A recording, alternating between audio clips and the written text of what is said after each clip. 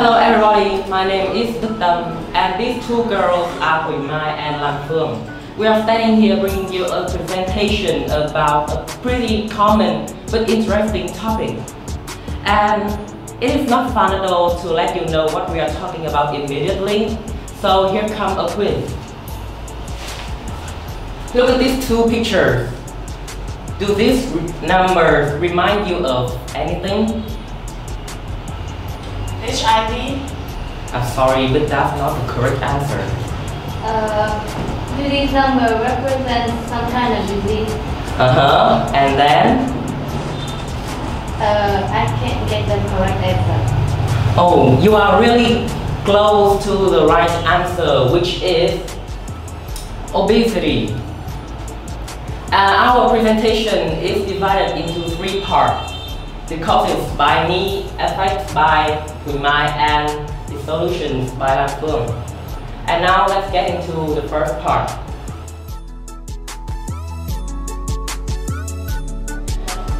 In the USA and innumerable high-developed countries, obesity is a really serious problem when there's a large amount of people who got obese. And this, as a result, this situation has made both the citizen and the government deeply concerned. Obesity is not a type of infectious disease, so how can there are numerous obese people? Let me answer you. Well, of course there are some people who become obese because of different disease and maybe it's in their family gene.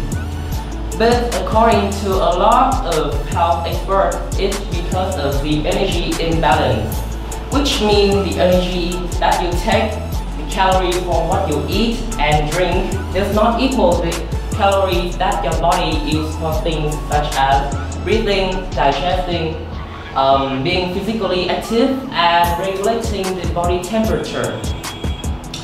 Because the body fat is increasing so widely that your body cannot handle them anymore, which means your body cannot turn that calories into nutrients, so it has to store the fat that you do not use.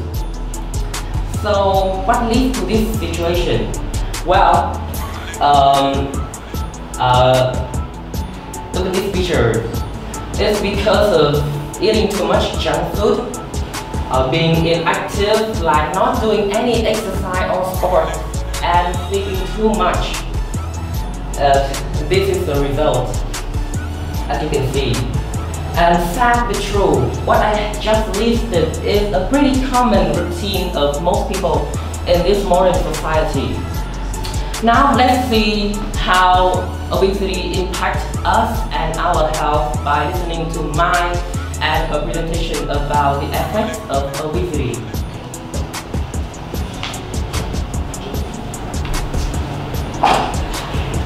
Thank you, WOODSTOCKS, for introducing me.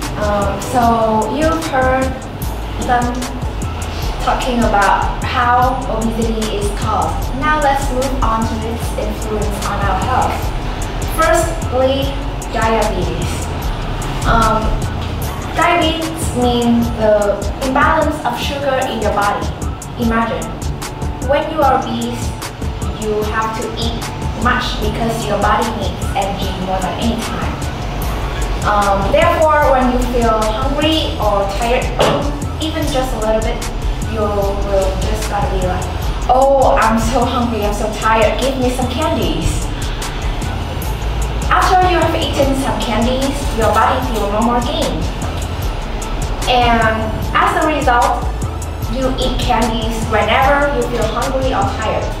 And that leads to the imbalance of glucose in your body. Next is high blood pressure. When you are obese, the fat will be mixed in your blood, and when there are too much fat, it will be clotted in your vessels and block the flow of your blood.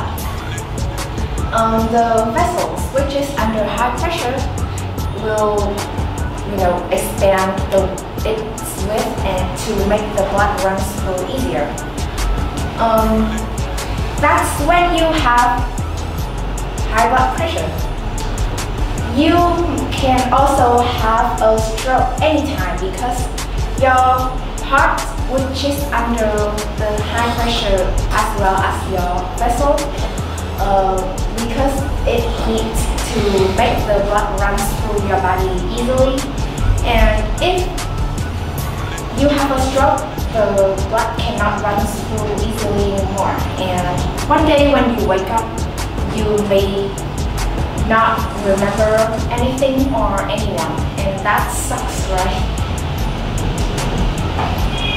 Last but not least is the bone and the joint diseases. The cholesterol will clot in your joints the same way as it does with your vessels. And when you have these disorders, walking, having a track or playing sports is a challenge. And that's very terrible because walking and playing sports is one of the most effective way to reduce obesity. So here is a statistic of obesity in America.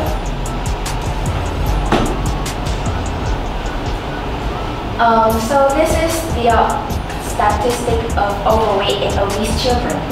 In 2010, there are 40% of children in America who are overweight and obese.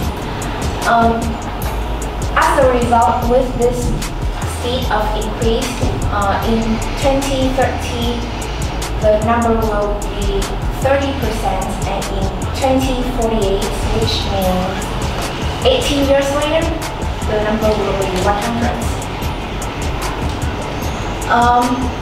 Next is the adults statistic. In 2010, there are more than 60% of obese adults. In 2030, there will be more than 80%, and in 2048, there will be 100%, which is the same as children. So that's basically all the things that obesity brings us.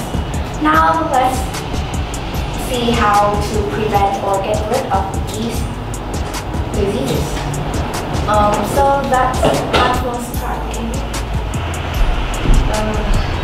Thank you, Matt, for introducing me. Hi guys, I'm Phương, and today I'm the last speaker of my team to tell you what is the solution of obesity.